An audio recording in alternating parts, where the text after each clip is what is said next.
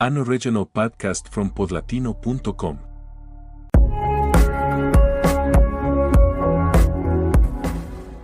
Some years don't quite define themselves.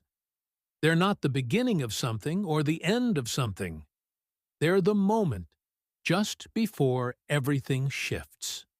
1988 was one of those years. The pieces on the global board were moving, but they hadn't yet settled into their new positions.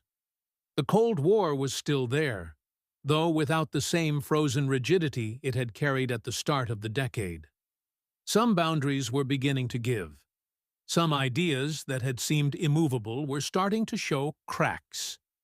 And meanwhile, the world did what it always does. It lived, competed, suffered, created, and entertained itself without quite knowing what was coming. Mikhail Gorbachev had been leading the Soviet Union for 3 years, and it was already clear that something had changed inside a system that for decades had appeared monolithic. Perestroika, his program of economic restructuring, and glasnost, which pushed for greater openness and transparency in public life, were not simple administrative tweaks. They were signals that Soviet leadership was acknowledging the model had deep problems. In 1988, Gorbachev went further. He announced unilateral cuts to Soviet armed forces and addressed the United Nations General Assembly with a vision of international order built on cooperation rather than confrontation. Those were words that would have sounded impossible 10 years earlier. At the same time, the war in Afghanistan was reaching a breaking point. After nearly a decade of Soviet intervention, with an enormous human cost and no clear victories, the Geneva Accords signed in April 1988 opened the path for a troop withdrawal. It wasn't a peace treaty between all the parties involved. It was an agreement between Pakistan and Afghanistan, backed by both superpowers. Soviet forces began pulling out. That withdrawal, which would be completed in early 1989, carried its own symbolic weight.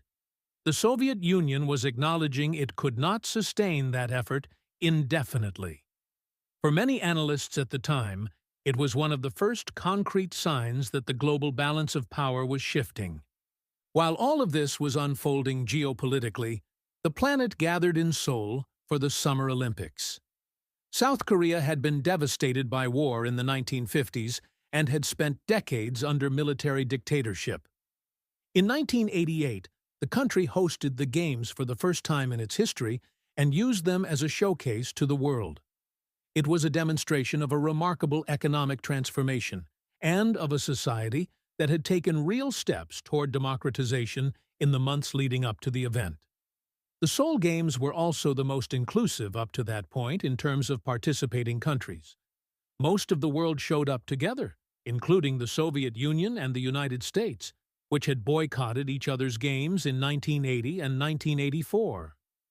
On the athletics track, Florence Griffith Joyner, known as Flo Jo, dominated the sprinting events with a style all her own and set world records in the 100 and 200 meters that still stand today.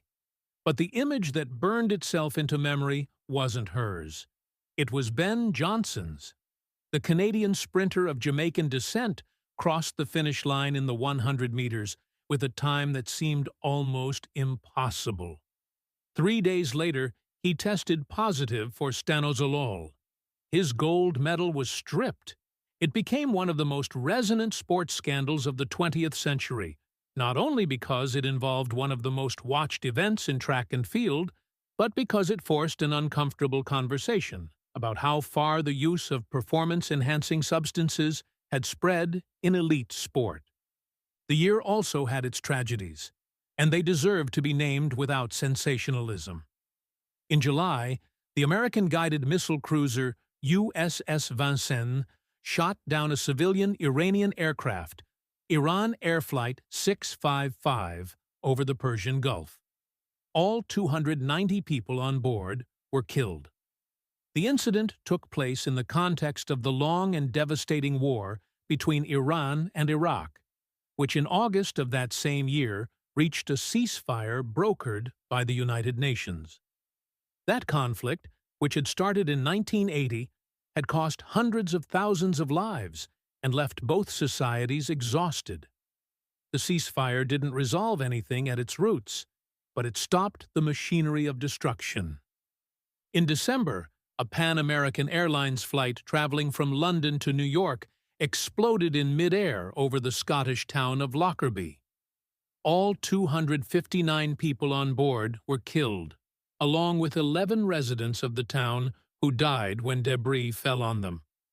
It was the deadliest terrorist attack on British soil up to that point. Investigations would eventually point toward Libya, but in 1988, the world absorbed the blow with a mixture of grief, disbelief, and an unanswered question. Who, why, and how was this possible? That same December, a powerful earthquake struck the Soviet Republic of Armenia. The cities of Spitak and Leninachen were destroyed. Estimates of the death toll ranged between 25,000 and 50,000 people. It was a catastrophe that exposed serious weaknesses in Soviet infrastructure and forced Gorbachev to cut short an official visit to the United States and return home immediately. In an unprecedented gesture, the Soviet Union accepted international humanitarian aid. That, too, was a sign of the times. In Latin America, 1988 brought a politically significant moment. Chile had lived under Augusto Pinochet's dictatorship since 1973. That year, under the regime's own rules, a referendum was held to decide whether Pinochet would remain in power for another 8 years. The no vote won with 55%. It wasn't the immediate end of the dictatorship, but it was the beginning of the process that would lead the country toward democratic elections. It was a victory won at the ballot box, at a moment when many doubted it was even possible. On the other side of the world, in Pakistan, Benazir Bhutto became prime minister in December, the first woman to lead a government in a majority Muslim country. The daughter of former Prime Minister Zulfikar Ali Bhutto, who had been executed by a military dictatorship years earlier, she returned from exile, led the Pakistan People's Party, and won the election. Her rise to power was seen across much of the world as a historic opening. In Burma that same year, the picture was entirely different. A massive popular uprising against the military junta was violently suppressed in August and September. Thousands of people took to the streets. Many were killed or imprisoned. The movement was crushed, though it left behind figures and names that would continue to resonate in the years ahead. On the scientific and technological front, 1988 left behind signals that seemed marginal at the time and turned out to be enormous. In November, a graduate student named Robert Tappan Morris released, accidentally according to his own account, a program that spread through computer networks connected to ARPANET, the direct predecessor of the Internet. The Morris worm, as it came to be known, infected thousands of university and government computers and severely slowed the network.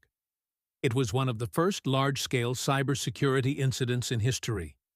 The idea that networks could be vulnerable in that way was new. Many people were still barely beginning to understand what those networks even were.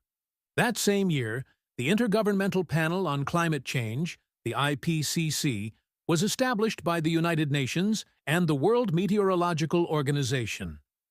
Its mission was to gather and synthesize scientific evidence on global warming and present it to governments.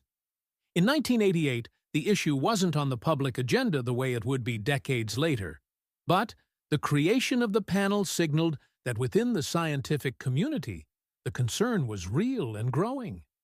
And in bookstores around the world, Stephen Hawking's A Brief History of Time became an unexpected phenomenon. A book about cosmology, black holes, and the origins of the universe that reached a general audience and stayed on bestseller lists for years. The pop culture of 1988 had its own rhythm. In cinemas, Rain Man, with Dustin Hoffman and Tom Cruise, explored the relationship between two very different brothers and won the Oscar for Best Picture. Die Hard turned Bruce Willis into an action star with a formula the genre kept recycling for years. Beetlejuice brought Tim Burton to mainstream audiences. Who Framed Roger Rabbit blended animation and live action in a way that left an entire generation genuinely amazed. In music, videos were still the dominant format for consuming songs. Walkmans filled subways and parks, and the video rental store on a Friday night was a family ritual. Entertainment was consumed on cassette tapes, cathode ray screens, and FM radio. The globalization of culture was moving fast, even if nobody had that word for it yet. 1988 is not usually remembered as the year everything changed. That title belongs to 1989, with the fall of the Berlin Wall and everything that came with it. But the year before was full of signals. Gorbachev reforming from within. Afghanistan ending in a way nobody quite celebrated. South Korea presenting itself to the world. Doping exposing the shadows behind elite sport. Lockerbie reminding everyone that violence gives no warning. Armenia showing that the Soviet bloc could bleed too. Chile voting against a dictatorship with a ballot.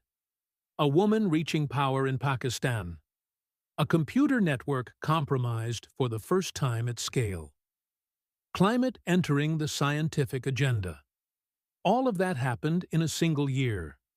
Major transformations almost never arrive all at once. They accumulate quietly first, in the shape of news stories that seem unconnected and aren't. 1988 was exactly that. The year the world began to move, before anyone could hear the sound of the brake.